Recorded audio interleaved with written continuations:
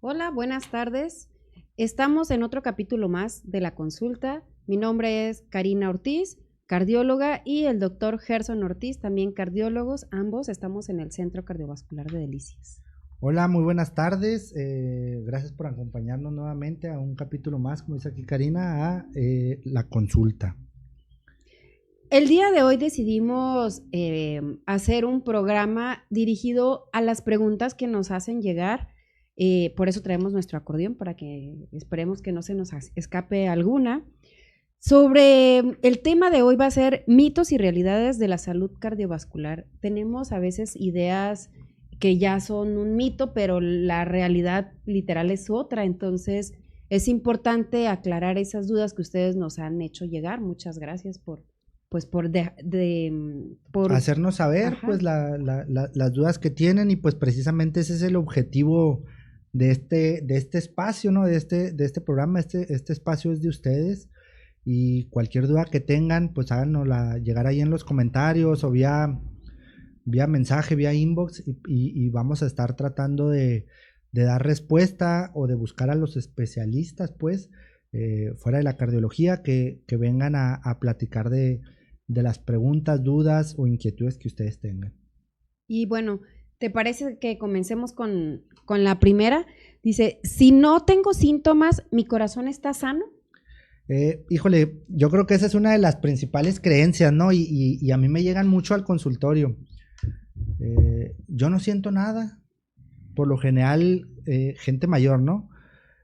Pues me trae mi hijo, es un exagerado, quiere que venga con el cardiólogo, pero yo me siento bien, yo no tengo ninguna molestia, yo estoy bien, y concluyen la frase, ¿no? Así con el yo estoy bien. Sí, y la realidad es que es lo que siempre les hemos dicho en cada una de las pláticas que hemos tenido. No se esperen a sentirse mal, porque desafortunadamente cuando ya se sienten mal es porque la enfermedad ya está avanzada de tal manera que aunque el cuerpo genera como resistencia o tiene soporte para mejorar estas condiciones, llega un punto en que ya no puede, y ahí es cuando empiezan los síntomas, ¿no? El ejemplo más típico de esta primera pregunta, ¿no? O comentario, es la hipertensión arterial. En muchísimas ocasiones podemos traer cifras de presión muy altas por los cielos, ¿no? 250 milímetros de mercurio de presión arterial, y sentirnos aparentemente bien. Les digo yo aparentemente bien porque al sentirse bien nos referimos a que no tenemos dolor. Yo creo que ese es el principal de los errores, ¿no? Si no me duele, creemos que estamos bien, y no es así. Una vez que ya empezamos a preguntarles, no, pues al subir escaleras me falta el aire, al caminar una cuadra me canso, cuando se me empiezan a hinchar los pies, dice, caray, pues entonces realmente no es que no estabas tan mal, simplemente no tienes una molestia grande como es dolor en ese momento, y creemos que estamos totalmente bien. Ajá, o incluso hasta el dolor que sienten como piquetitos, ¿no? Uh-huh. Y que se acompaña de otros síntomas y que lo normalizan, porque como duran minutos y se quita, pues no le dan importancia. Fíjense que también quisimos hacer un poco de documentarnos acerca de darles una respuesta científica, y existe un estudio que se llama Framingham, que ahí se demostró que el 50% de los pacientes que tenían una enfermedad cardiovascular no tenían síntomas, y que además ahí como que recuerda que hay muchos pacientes que tienen un infarto y que son silenciosos, es decir, ni cuenta se da el paciente uh-huh. que tuvo un infarto, y sobre todo esto es más frecuente en las personas que padecen diabetes. Y ahí viene, oiga doctor, pues entonces si no me duele, ¿para qué voy, no? O más bien, ¿cómo me doy cuenta? Claro. O sea, si no me duele, no me hago estudios, si no me duele, no me reviso, si no tengo molestias, no tengo nada que hacer. No, al contrario. Ahí es donde nosotros les hemos insistido y seguimos insistiendo.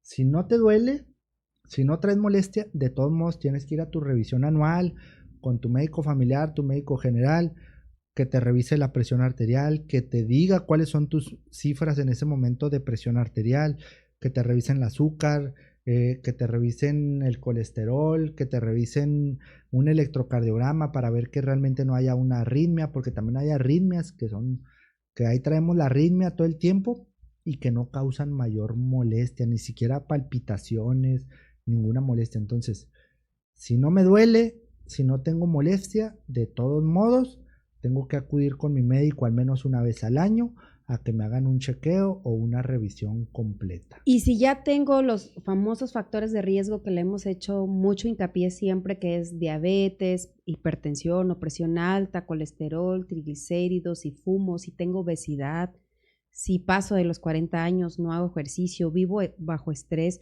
o tengo familiares, papá, mamá, hermanos o tíos, abuelos incluso, que hayan tenido un infarto, pues entonces esos ya son datos de alarma. O sea, ahí les sugerimos que acudan a valoración porque ustedes tienen un riesgo cardiovascular mayor que el resto de la población, ¿no? Entonces, si tengo cualquiera de estos factores de riesgo, pues mejor acudir. Y ahora, si tengo esos factores y además tengo síntomas, indudablemente hay que visitar al cardiólogo o a su médico de confianza. De confianza, sí. Yo creo que pasamos a la siguiente, ¿no? ¿Cuál pusimos como siguiente? Tú dila. Ok. Dice, el colesterol alto solo importa si es muy alto. Evidentemente no, ¿sí? O sea, está bien descrito que el colesterol, principalmente el colesterol de baja densidad o LDL o como lo conocemos, el colesterol malo, es el que se empieza a acumular en las arterias del corazón y nos empieza a dar problemas, inclusive aunque no esté demasiado alto, ¿sí? O sea, con que esté por encima de los niveles recomendados para el riesgo cardiovascular de cada persona, ya es un factor de riesgo que debemos de empezar a tratar. No tenemos que esperarnos, oiga, ¿por qué me va a dar tratamiento para el colesterol si no traigo colesterol de 500 como mi vecino? Ay, jole, no, espérame. O sea, aunque tu colesterol ande en 160, 170, que ande apenas por encima de los niveles óptimos o de los niveles recomendados, tenemos que empezar a hacer modificaciones, ya sea en el estilo de vida, cambiar la alimentación, el ejercicio o incidir nosotros como cardiólogos con medicamentos, con fármacos. Así es, y es que recuerden que el problema del colesterol o incluso de los triglicéridos es que tienen un efecto acumulativo, o sea, ahí se va guardando esta grasita que es la que va a ocasionar que se tapen las arterias del corazón o cualquier arteria, porque en realidad yo les digo que es como un sistema de tuberías, entonces en cualquier lado se aloja esta grasita, nada más que donde genera mayor trascendencia, pues es en el corazón y en el cerebro, ¿no? Cuando las famosas embolias cerebrales. Embolias, inclusive en la retina, empieza a haber degeneración ahí de las arterias de la retina, o en las piernas, riñón y en las piernas. Nosotros tenemos infravalorado o no le damos tanta importancia a la enfermedad arterial periférica cuando es una causa grande de deterioro en la calidad de vida, ¿sí? ¿Qué es esto en enfermedad arterial periférica? Que también es causada por alteraciones de aterosclerosis, de colesterol en las arterias de las piernas. Se empiezan a tapar, así como se tapan las arterias del corazón, se empiezan a tapar las arterias de las piernas y empiezan a doler cuando hacemos ejercicio. Yo sé que al subir 10 escalones empiezan a dolerme las piernas. Eso se llama claudicación, es medible y evidentemente es causado también por ateromatosis, pero en las arterias de las piernas. Entonces, el colesterol no necesita ser muy alto para que sea algo grave. Así es, y dependiendo, volvemos a la misma, si tienes factores de riesgo, pues ahí ya el nivel cambia. No es lo mismo en alguien sano que en alguien que ya tiene estas antecedentes, ¿no? Exactamente, sí. Vamos con la siguiente pregunta, ¿te parece? Sí. ¿Los suplementos de omega 3 protegen el corazón? Esta pregunta se nos hizo bien interesante, ¿no? Exacto. En primera debemos de entender eso, que son suplementos. El omega 3 que encontramos en las tiendas, principalmente en las farmacias, pues es un suplemento. No es como tal un medicamento que ayude a bajar el colesterol, no es un medicamento que baje colesterol, que baje triglicéridos, es un suplemento que ayuda a regular, a controlar los niveles principalmente de triglicéridos, ¿sí? Pero no es como tal, en primera, un medicamento. Y además, pues si seguimos con una dieta alta en grasas y carbohidratos, pues no hay manera de que haga magia este suplemento, ¿no? Exacto. Entonces, no se confíen. Y aparte la dosis de omega 3 pues que debemos de consumir pues es mayor a la que realmente viene por lo general en todas las pastillas de venta libre, ¿no? Entonces hay que tener mucho cuidado, hay que acudir con tu cardiólogo, con tu internista, cuando tú digas, ok, quiero utilizarlo como suplemento, pero debe quedar en claro que no sustituye, para proteger al corazón, no sustituye a una buena alimentación, no sustituye a realizar actividad física y no sustituye a los medicamentos que sí son dirigidos a bajar el colesterol, a bajar los triglicéridos y a mejorar el perfil de riesgo cardiovascular. Así es. A ver, ¿qué sigue? Es el 4. Las mujeres no tienen infarto, solo los hombres. Pues no. Desafortunadamente es igual para todos, tanto mujeres como hombres. Ciertamente las mujeres estamos un poquito más protegidas por los estrógenos, pero una vez que pasamos el periodo de la menopausia, pues estamos iguales. Y si, por ejemplo, yo tengo factores de riesgo, como ya hemos comentado, diabetes, hipertensión, colesterol, triglicéridos, familia que se infartó, pues no, de nada me sirve ser mujer, ¿no? O si soy sedentaria, si no hago ejercicio, si tengo obesidad, pues aplica para lo mismo. Tanto ya se han hecho infinidad de estudios, incluso fíjate que mi tesis fue de eso. Y la conclusión fue la misma, tantos hombres como mujeres se infartaban igual. Inclusive hay estudios que sugieren una pequeña mayor incremento. Una vez que te infartas, en el riesgo de mortalidad en las mujeres. En la mujer, sí, tristemente. Que en los hombres. Hoy en día, de hecho, hay varias sociedades cardiológicas, incluyendo aquí en México, una de las más grandes, la Asociación Nacional de Cardiólogos de México, que tiene un capítulo especial, sí, que es la salud cardiovascular en la mujer, ¿no? O sea, es un capítulo especial, le dan importancia, en los congresos tienen su propio jornada, pues, de pláticas, porque es un segmento igual que ha sido en ocasiones como que se cree, pues, que no se infartan o que no tienen mortalidad cardiovascular, pero hoy en día se demuestra que es exactamente igual que en los hombres, inclusive la mortalidad puede llegar, hay estudios que sugieren que puede llegar a ser un poquito más elevada en comparación con los hombres. Que tiene mayor mortalidad incluso las mujeres cuando se infartan que los hombres, ¿no? O sea, eso sí ya está bien documentado tristemente. Entonces, mujeres, no nos confiemos de esto que se ha hecho un mito, pero la realidad es otra. Otra de las preguntas es, ¿la aspirina previene infarto en todas las personas? Esto es bien común que la gente toma porque considera que va a ser magia igual la aspirina, ¿no?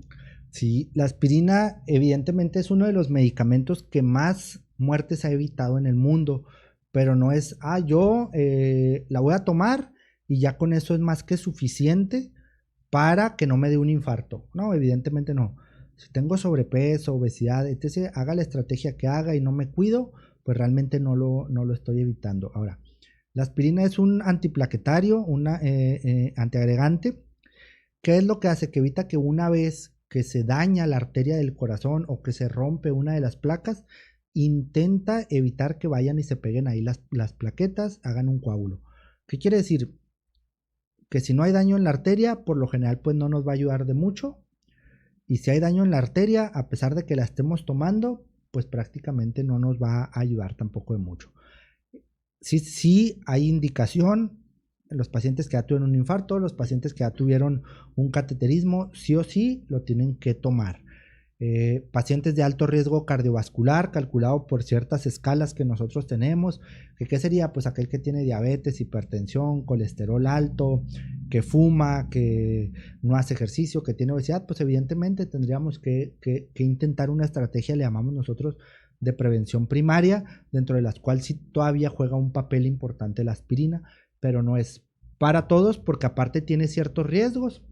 Así es, el riesgo de sangrado, pues por eso es importante que no se automediquen, porque su médico va a ser el que va a hacer una evaluación, los va a estratificar, se llama, o sea, va a decir el riesgo que ustedes tienen para una enfermedad cardiovascular, y con base a esa estratificación decidirá si les inicia o no el tratamiento con aspirina o a lo mejor algún otro fármaco que requieran. Y la conclusión es, no tomen aspirina si no se los indicó su médico, ¿no? Porque Exacto. el riesgo de sangrado puede ser mayor que el beneficio que ustedes creen que van a tener cuando a lo mejor no es así. Exacto, todo tiene que ser calculado pues en base a los riesgos. El que sigue, el ejercicio intenso daña el corazón. Eso me toca a mí, ¿no? Bueno, primero tendríamos que empezar por saber que el ejercicio intenso o de alta intensidad está recomendado inclusive en pacientes que ya tienen insuficiencia cardíaca, que ya tienen algún infarto. Se llama ejercicio interválico de alta intensidad, y en rehabilitación cardíaca nosotros lo tenemos recomendado. Evidentemente por escalas, pues el más utilizado y el mejor es el moderado continuo. ¿Qué es esto? Caminar, trotar, correr, cualquier tipo de ejercicio. El ejercicio de alta intensidad sí se puede utilizar, pero tiene que ser bien dosificado. No es nada más yo, ¿sabes qué? Me voy a agarrar y voy a correr 100 kilómetros todos los días. Híjole, la verdad es que tampoco es la recomendación. Nos pasa principalmente en los deportistas, que es un exceso de ejercicio de alta intensidad. Y sin adecuada valoración y vigilancia y adecuada prescripción, así ¿no? Es. Y pasamos a algo que llamamos nosotros corazón del atleta o miocardiopatía del atleta, ¿no? Ese sería el extremo, ¿no? No siempre se daña el corazón, está recomendado, pero tiene que ser prescrito como un medicamento. La persona tiene que ser evaluada, no es nada más hacer ejercicio y hacer ejercicio y hacer ejercicio, y más ejercicio es mejor, porque llega un punto en el que el exceso de ejercicio sí puede empezar a generar un daño al corazón. Pero ese es en los casos extremos. Exactamente, cuando estamos sobrepasando la capacidad o lo estamos haciendo de una forma no adecuada. Así es, entonces no se espanten, todo lo contrario, nosotros como cardiólogos quisiéramos que todos nuestros pacientes, una vez que están bien controlados, hagan ejercicio. O sea, la recomendación es que debemos hacer ejercicio, pero claro, como volvemos a decir, cada paciente dependerá de sus circunstancias para poder indicar el tipo de ejercicio que pueda hacer, ¿no? De acuerdo a sus limitaciones incluso. Sí. Otra pregunta que nos han hecho, y esta creo que desafortunadamente, ¿qué más nos gustaría que solo? Dice, la hipertensión solo afecta a los adultos mayores. Desafortunadamente igual es otro mito, ¿no? Y más tal vez ahora, estaba fundado antes, ¿no? Tenía fundamento un poquito mayor, pero tampoco completamente era válido en los 60s o en los 50s, ¿no? La población era un poquito más activa, hacíamos un poquito más de ejercicio, teníamos que caminar más, el trabajo era un poquito más físico, había menos alimentos ultraprocesados, tal vez tuviera un poquito de sentido en los años 50 o antes, ¿no? Hoy en día evidentemente eso está fuera. Realmente todos a partir de los 18 años y toda la población estamos en riesgo de poder padecer hipertensión arterial sistémica a cualquier edad. De hecho, hicieron igual estudios y se dieron cuenta que desafortunadamente la edad se había disminuido, que ya a partir de los 20 años la gente tenía hipertensión, cuando antes la hipertensión se asociaba más como después. Primero era de los 50 años, después bajaron a los 40 y ahora tristemente se empieza a ver que hay gente que a partir de los 20 años empieza a tener hipertensión, y desafortunadamente es por esto que dices, la obesidad tristemente es la madre de muchas enfermedades y en ella está incluida la hipertensión. Y la recomendación es que después de los 18 años, pues no está de más medirse la presión, sobre todo si tenemos factores de riesgo, ¿no? Si tengo mamá, papá con hipertensión, o si tengo obesidad, o si ya tengo síntomas. Exactamente, las sociedades internacionales de cardiología hoy en día manejan eso, que a partir de los 18 años debería de volverse rutina estarse midiendo la presión. A lo mejor no todos los días, estoy de acuerdo, ¿no? Pero sí cada vez que vayamos con el médico, o si no vamos con el médico porque afortunadamente no nos enfermamos de algo que sea necesario acudir a valoración médica, sí hay que ir una vez al año a un chequeo de rutina en el cual se incluya que te midan la presión arterial, ¿sí? Un médico con estetoscopio o un manómetro, etc., para poder decir, ok, al menos este año lo inicio o lo voy terminando con cifras de presión arterial dentro de parámetros normales, ¿sí? Otra pregunta que nos mandaron y está súper interesante. ¿Los medicamentos para el corazón causan más daño que beneficio? ¿A poco no te llegan preguntando, oiga, ¿y no está mal que tome yo tantas pastillas? Sí, justamente todos los días es una pregunta bien típica en la consulta, ¿no? Está demostrado que la hipertensión arterial per se daña al riñón, daña la retina, daña al cerebro, daña al corazón, daña a las arterias de las piernas, ¿sí? Y debemos de partir de ahí. Si no llevamos un control adecuado de la presión arterial, el riesgo de no tomar medicamentos es muy alto, en primera.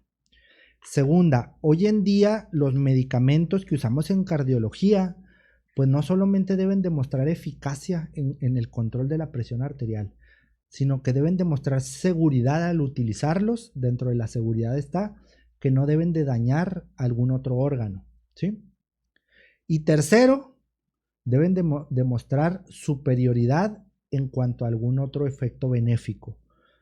¿A qué me refiero? Pues hay medicamentos que se utilizan para la presión, que demostraron controlar la presión arterial, que demostraron no dañar otro órgano y que al final del día demostraron mejorar algún otro órgano. Uno de los ejemplos pues son los ARA2, le llamamos nosotros, dentro de los que entra telmisartán, losartán, valsartán, etc., que han demostrado bajar o controlar los niveles de presión arterial, además cuidan el riñoncito, disminuir la mortalidad, ¿sí? Disminuir el remodelado en el corazón y aparte han demostrado disminuir proteinuria, etc., daño al riñón. Entonces, yo creo que... O las estatinas también. Sí, ¿no? atorvastatina, rosuvastatina, evidentemente han demostrado que bajan el colesterol, que es para lo que se inventaron, ¿no?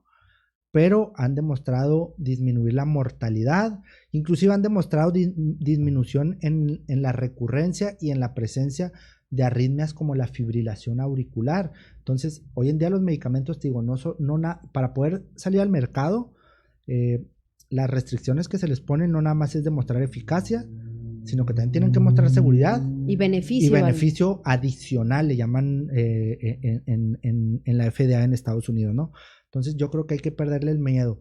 La verdad es que yo aquí sí voy a hacer un paréntesis, ¿no? Yo siempre me cuestiono mucho por qué las personas le tenemos más miedo a tomar una pastilla que se ha estudiado en múltiples laboratorios, que se ha estudiado en mucha gente. Le tenemos mucho miedo, pero no le tenemos miedo a tomar cosas que le ponen, que son naturistas, cuando a veces, muchas de las veces no son naturistas, traen ahí químicos agregados, ¿no? Y que además no tienen un sustento científico ni un seguimiento, o sea, la verdad es que pues están poniendo su vida en riesgo al tomar este tipo de fármacos o de sustancias. Justo hoy lo platicaba con un paciente, ¿no? Me dice, oye, no dañan, mire, es un poquito injusto porque los pacientes toman, por ejemplo, no sé, un medicamento para la presión, el nombre que ustedes quieran, telmisartán, losartán, valsartán, irbesartán, el que ustedes gusten, y resulta que tuvieron, no sé, un dolor o alguna molestia en el estómago, ajeno a la presión arterial, y empiezan a tomar un té, una bebida, una pomada, una pastilla naturista, un jugo, bla, bla, bla, y empiezan a tomar 10 cosas extra. Y resulta que se lastima el riñón y regresan y dicen, es que fue el medicamento lo que me lastimó el riñón. No, espérame, le metiste a tu cuerpo 10 cosas extra que no está documentado que sean buenas. Le metiste un sobretrabajo al riñón y al final del día vienes y me dices que el que dañó fue el medicamento que yo te di, cuando realmente pudieron haber sido cualquiera de esos medicamentos, no medicamentos, de esos suplementos o de esas sustancias. De esas sustancias extra que pudieron haber sido las que dañaron el riñón. O es válido también el mezclar esas sustancias extrañas con el medicamento y al final fue lo que sucedió y queremos culpar a que, valga la redundancia, el culpable fue el medicamento, cuando no. Hay que ver todo lo que está de fondo, ¿no? O el típico que, oiga, pues que tomé el medicamento y se me dañó el riñón, pero traigo azúcar de 500 todos los días. No, no fue el medicamento lo que dañó el riñón, es que no tienes buen control de tu azúcar, se ha estado alta los niveles de glucosa, y eso es lo que dañan. Cuando si hubiera estado bien los niveles de azúcar con los medicamentos para la presión arterial, esto probablemente no hubiera pasado, o si hubiera pasado es hasta dentro de 5 o 10 años en adelante. Así es, entonces deben de tener seguridad que siempre que su médico les dé la prescripción del medicamento, pues no hay por qué dudar, ¿no? Porque esa es otra también, que se toman los medicamentos como consideran, y pues ahí es donde hay riesgo también, porque ya no se están tomando la dosis documentada o la que se debe de hacer, ¿no? Bueno, ¿cuál es la otra? Si tengo un infarto y me siento mejor, ya no necesito ir al hospital. Es complicado, ¿no? O sea, ahí sí. Era lo que decíamos, que les da el dolor y se quedan en casa porque ya se quitó o mejoró o disminuyó, ¿no? Pero el corazón se dañó, el corazón se está adaptando a ese nuevo problema, a trabajar con menor fuerza, con menor eficiencia, menor eficacia. Hay que ir inmediatamente al hospital. Si tienes un dolor, como lo hemos platicado, opresivo, como si te aprieta el pecho, se acompaña de sudoración, de náuseas y de falta de aire, tienes que ir al hospital. Muchas veces decimos, es que es un dolor de aire o es un dolor... o gastritis. Gastritis. Hay que ir al hospital, más vale que les realicen un electrocardiograma, les hagan estudios y les digan, tienes razón, es un dolor, no sé, inflamación en alguna costilla, etc. El corazón no es, pero hay que estar seguros y no decir, ¿sabe qué? Es que hubiera venido hace 2 días cuando estaba el infarto en agudo, ahorita ya vienen consecuencias y vamos a ver qué podemos resolver o qué podemos mejorar. Hay que ir a tiempo siempre. En cardiología tenemos una frase, ¿no? Que el tiempo es músculo, o aquí sería cada minuto cuenta. Entre más tiempo tardes en llegar al hospital, pues más lesión va a haber en tu corazón, porque no estamos deteniendo el daño. Si incluso llegando al hospital, desafortunadamente, hay un porcentaje de la gente que, a pesar de que se le hace todo lo humanamente posible y médicamente documentado, aún así el corazón no lo resiste por todo lo que trae de antecedentes y tienen un desenlace fatal. Ahora imagínense quedándose en casa. Exacto, es todavía de mayor riesgo. Otro es, ¿qué toca? ¿Los estudios del corazón son solamente para gente enferma, doctora? No. Aquí es bien frecuente justo eso, que lo que decíamos, no era como cuando quieren ir solo cuando se sienten mal. Los estudios, en realidad, como el electro, la prueba de esfuerzo, es para evaluar cómo está el corazón. Incluso la gente sana lo puede hacer, porque así es la manera en que vamos a prevenir o detectar estas patologías que pudieran llegar a poner en riesgo nuestra salud, ¿no? Sí. O sea, inclusive forman parte de los check-ups cardiovascular. Cuando tú vas contratas un check-up, incluye un electro, debería incluir un electro, un ecocardiograma, idealmente una prueba de esfuerzo. No son únicamente para gente enferma. Tú traes una información extra que vimos ahora en el congreso que estuvimos en la semana pasada, que querías platicarlo. Cuéntanos ya para ir cerrando. Nos gustaría, para cerrar precisamente, pues estadística. A mí me caía mal la estadística en la escuela y veo que es súper importante. Miren, el 86% de las personas con diabetes viven con sobrepeso u obesidad. Es un número muy fuerte, o sea, exacto. Sí, de 10, 8 personas tienen. Casi 9. Casi 9 tienen o sobrepeso u obesidad de los que tienen diabetes. El 31% de las personas que viven con obesidad tienen diabetes. O sea, eso ya es por estadística, ¿no? ¿Quieres? Sí, le sigo. El 32% de las personas con diabetes tienen enfermedades cardiovasculares. O sea, de toda la gente que tiene diagnóstico de diabetes, una tercera parte tiene problemas de arterias, del corazón o del cerebro. Más de 2/3 de las muertes relacionadas con un infarto. Con un índice de masa corporal alta. Perdón, un índice de masa corporal alto se deben a causas cardiovasculares. Es decir, o sea, las personas que tienen obesidad grado 3, más de 2/3 de estas personas, la muerte de ellos fue asociada a un problema cardiovascular. Exacto. ¿No? De las muertes relacionadas con la diabetes mellitus, más del 50% se deben a causas cardiovasculares. Este es un número de toda muy la fuerte. gente que tiene diagnóstico de diabetes y que desafortunadamente fallece, el 50% fallecen por culpa del corazón. De esos que se murieron y que tenían diabetes, la verdadera causa por la cual fallecieron, desafortunadamente, fue el corazón. El 29% de las personas con enfermedad cardiovascular tienen diabetes, o sea, de los pacientes que tienen un problema en el corazón, el 30% de ellos, casi, pues es el 29%, tienen diabetes. Entonces, si se fijan, está muy relacionado todo. Y finalmente, más del 80% de las personas con alguna enfermedad cardiovascular, o sea, más del 80% de los pacientes que nosotros vemos viven con sobrepeso u obesidad. Si se fijan, no quisimos traer esta tablita porque fueron números que realmente si a nosotros como médicos nos impactaron.